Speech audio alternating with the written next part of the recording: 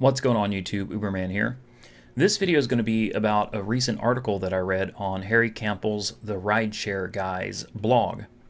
I read an article about Uber going through a recent round of waitlisting in California, and they waitlisted enough drivers that it created surge rates that were just unheard of out there. I mean, really, it drove surge through the roof.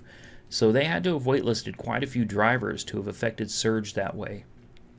Now, if you read the article, then you're going to take away from it that basically Uber's a big bully and they're trying to force you to do what they want, okay? Even though technically you don't have to. But they're basically trying to force you to do something that maybe you don't want to do. Accepting trips. Canceling too many trips, not accepting enough trips. That's what you'll take away from reading the article. And it's scary. It's definitely intimidating. But there's a flip side to the story. And I've had some conversations with several people, and a few of them are definitely reliable. So I decided to go ahead and make this video and try to point out the flip side to the story that you don't get from reading that article. So there's a new guy on YouTube, and I'm not going to tell you who it is because the last thing I want to do is drive traffic to this guy. But he is full of shit, okay? He is giving out some very, very, very piss-poor advice, and I feel sorry for all of these new drivers that don't know any better, that are just listening to him because he's telling you how to make a bunch of money. He's telling you how to manipulate surge. I'm sorry. He doesn't call it surge manipulation. He calls it passenger negotiations. He manipulates surge by getting a bunch of drivers in an area to log off at the same time and waiting until surge pricing gets to a point where he feels it is worth his time to log on and start driving. He also manipulates surge by not accepting requests. He calls it skipping. When you just let the timer run out on the app. The thing about that is Uber does not call it passenger negotiation or price negotiations with the passenger. Uber calls it surge manipulation, and they will waitlist you, and ultimately you will get deactivated for doing this. The same thing goes with skipping, as he puts it. Letting the timer run out and just letting the ping go on to another driver instead of accepting it yourself. That will get you a low acceptance rating. Again, Uber can waitlist you and eventually deactivate you for it. So what this guy's doing is giving a bunch of advice, and he's trying to word it in such a manner that it sounds better than it really is. You know, it's just not cool. It's really not cool. And when I commented about it, and I warned people, don't listen to this guy because he's full of it. I mean, this guy is bad news. I brought this up to him, and his response was he's not responsible for what independent contractors choose to do, or what videos, you know, they choose to watch and what advice they choose to listen to. And in a sense, I guess he's right.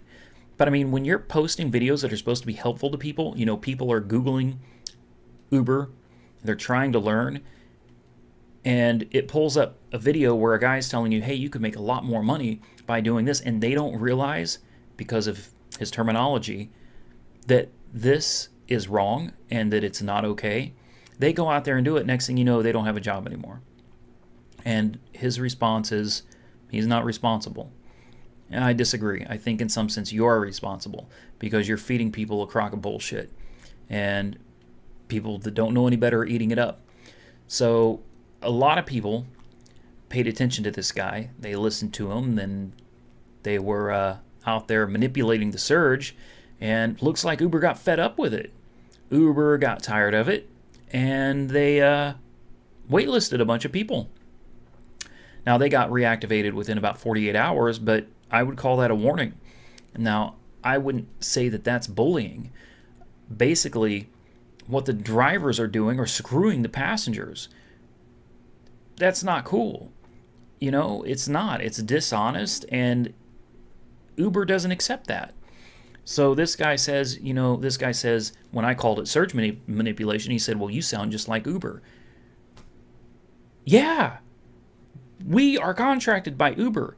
Okay, they have policies. We have to follow them. Otherwise, you can expect to be waitlisted and or deactivated, okay? So yes, I should sound like Uber because while I have gamed the system in the past, I have never done this. It's going too far, okay? Surge manipulation is not okay. It's just not. That is really too far. Yeah, I found a flaw in Uber's system before, and I was able to get the guarantees by staying on the outskirts of where Uber is allowed, where Uber operates. Take my quick runs, get them out of the way, and then go somewhere and sit. But you know what? If I got to run, I had to take it. You know, even if I was on the outskirts and I didn't want to, and I still did it. I followed Uber's rules. Surge manipulation is a violation of the terms of service. Okay? You can't do it. It's not okay. There's no way of making it sound like it's better than it is. I don't care if you want to call it passenger negotiation. There's no negotiating the price. Okay? And he claims that because it's Uber's system and we can manipulate the surge, that Uber wants us to. He tells people in the videos that Uber wants us to log off and drive surge through the roof and log back on. Trust me, guys, no, they don't.